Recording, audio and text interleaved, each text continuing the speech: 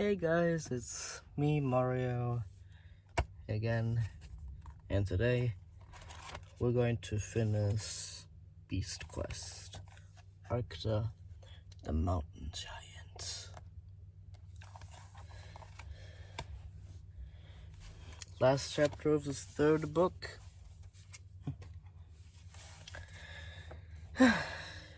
Kinda glad I didn't cancel it.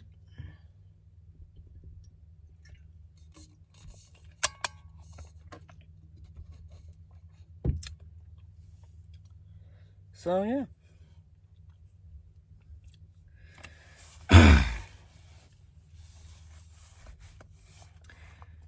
New Beginnings. Chapter 9. As the blindfold disappeared, Arcta let out a roar of relief. Tom fell towards the misty depths and was saved by the rope tied around his waist. But they were both still dangling above the misty chasm. Arcta raised his head and looked up. Tom gasped when he saw the giant had only one eye instead of two. Right in the center of his forehead.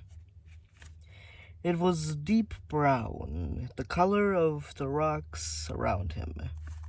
Tom could see a small lens just to the left of the giant.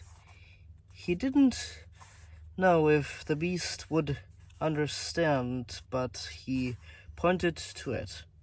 Amazingly, Arcta moved his foot to the ledge and something to stand on. With something to stand on, he was able to raise himself up onto the path above. With a great struggle, the giant pulled himself to safety. Tom sighed with relief. He had succeeded in his mission. Another beast had been set free from Malville's evil magic. His relief didn't last long. With a lurk of his stomach, he remembered Elena and Silver. He had to get them out of the cave, and soon. Then Tom felt the rope around his waist tighten. Someone was pulling him to safety. With a final jolt, Tom found himself on the path at the giant. At the giant,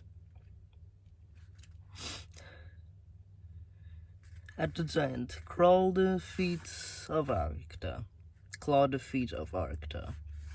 Looking up, he saw a gentle expression on the beast's face.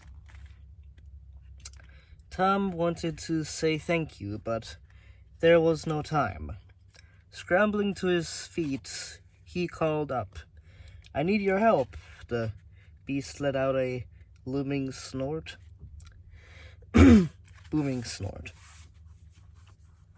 That's a B, not a L. "I need to rescue my friends," Tom cried, pointing towards the pile of rocks covering Elena and Silver. "They're trapped in the cave where you first found me." Without a moment's hesitation, the beast scooped Tom up in his hand and swiftly made his way down the steep path. His footing soon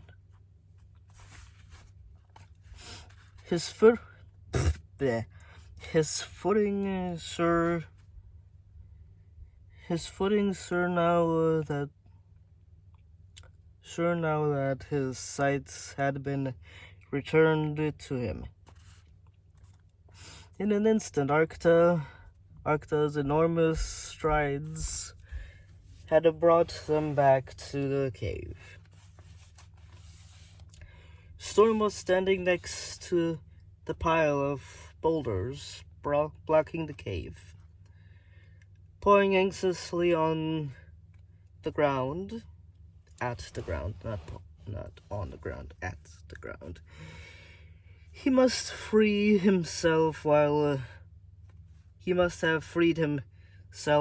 Tom was struggling with the giant. "In there," Tom called out, pointing to the blocked entrance. "They're in there. They're in there." Arcta set Tom down, and with one movement of his massive fist cleared the rocks and pebbles from the front of the cave. Tom tried to peer in, but couldn't see through the heavy dust that hung in the air. Then in a leaping pound of silver burst from the entrance. "Silver!" Tom shouted. "Where's Elena?" "Here, over there." Elena's voice was faint. Tom rushed into the cave. His friend was slumped in a corner. Her face was pale blue, and she looked very tired, but was still breathing. She was alive. Carrying her in his arms, Tom brought her out of the cave into the sunlight and fresh mountain air. "You did it, Tom.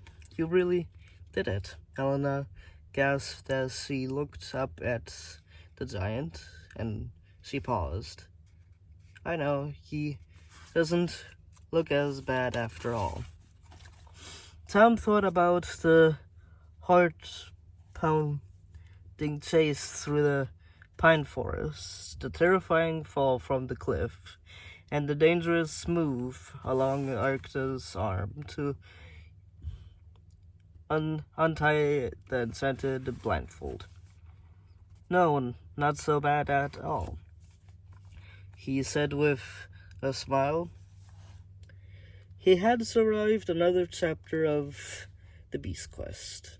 As Tom set Elena on the ground, a beautiful golden brown feather floated down and landed at his feet. He bent down and picked it up.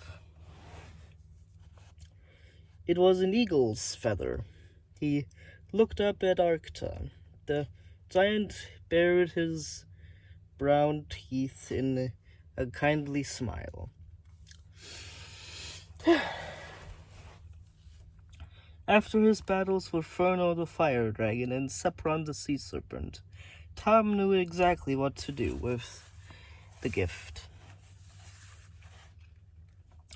Grabbing his shield, he placed the feather at the top, as if it were a key to a lock.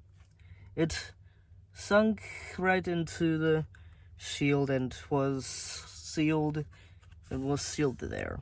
Along with Furno's scale and Sepron's tooth, he ran his fingers over the surface. It was smooth again. With a final snort, the giant raised a clawed hand in farewell and lumbered back into the mountains.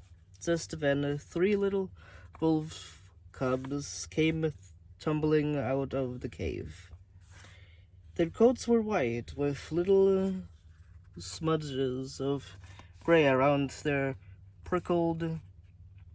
pricked up ears and tiny feet. "I found them in the cave," Elena said. This was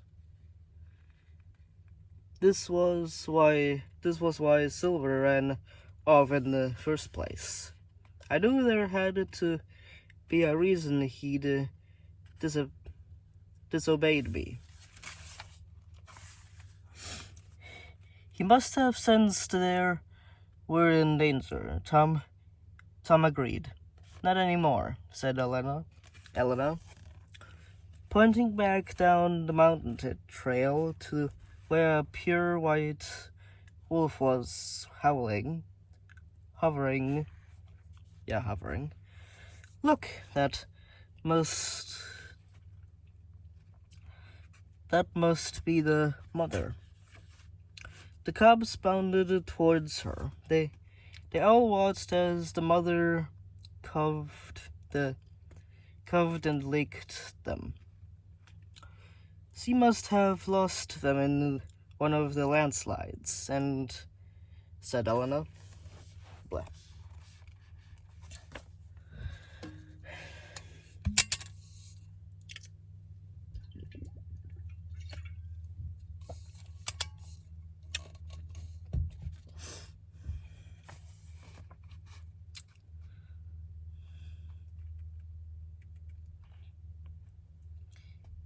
He must have sensed they were in danger, Tom agreed.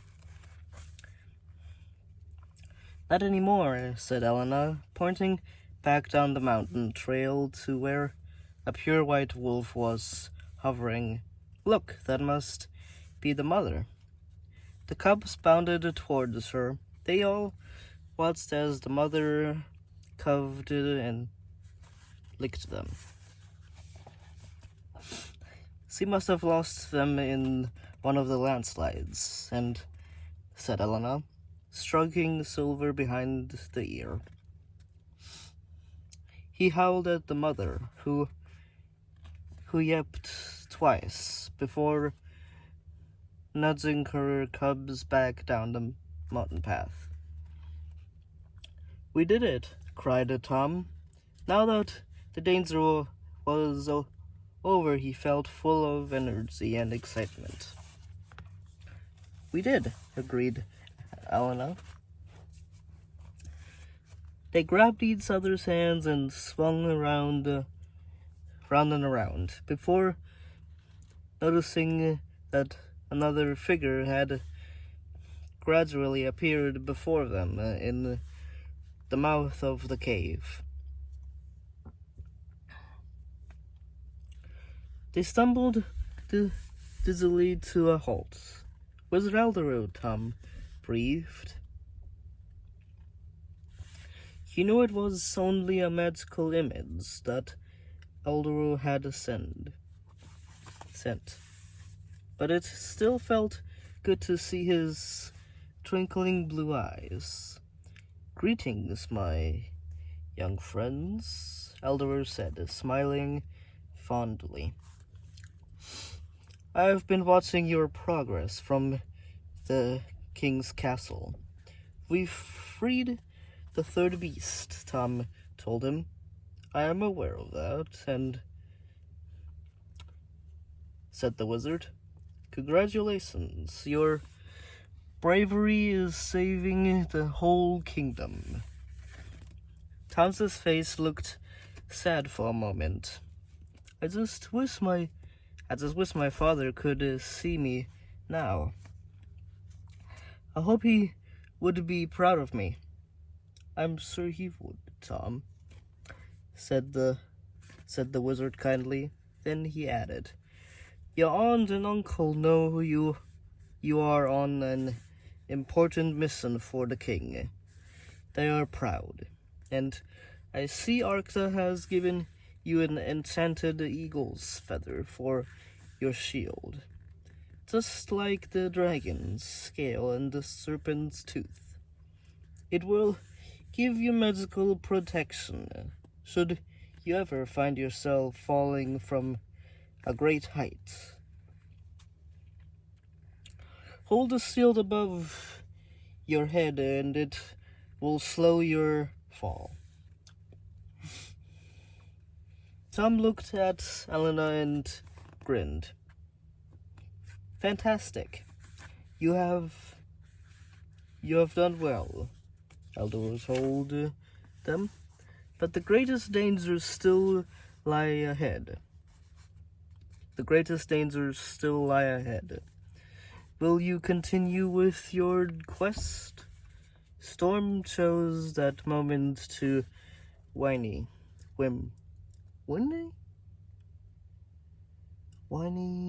and Silver barked in response. Alna beamed. Tom nodded firmly. We will. Aldor smiled. Then you must travel further south to the shadowy plains, he told them. It is where the cattle roam. Another cursed beast awaits you there. Tagus, the horseman, until he was trapped by Melville's evil spell. He protected the herds of cattle that provide food for all of Aventia. Now he is attacking and killing what he used to defend. We will find him, said Tom. Good luck, said the wizard. But first you must tell Belko the mayor that the town we're here is safe, and that the people can begin to trade again. Will you? We will, promised Tom and Elena. Then the wizard raised his hand in a salute. And slowly his magical image faded to nothing in the thin mountain air. He was gone. Tom and Elena stood silently for a moment. Silver and Storm at their sides, thinking about the next stage of the Beast Quest. Then Elena turned to Tom, and he grinned at her. Whatever danger lay ahead, they would face them together.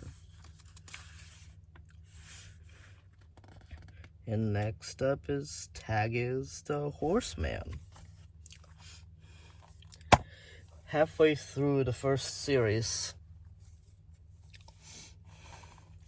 Next up is Tagus the Horseman.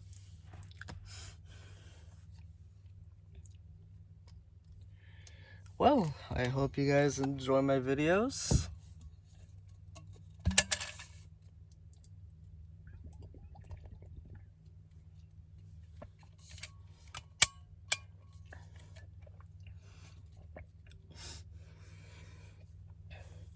And I hope you like my art and my read through the Beast Quest series. Well, next week I will be continuing Beast Quest with Tagus the Horseman. Right, hope you guys are having a great week. And I hope I will see you in the next one. See ya.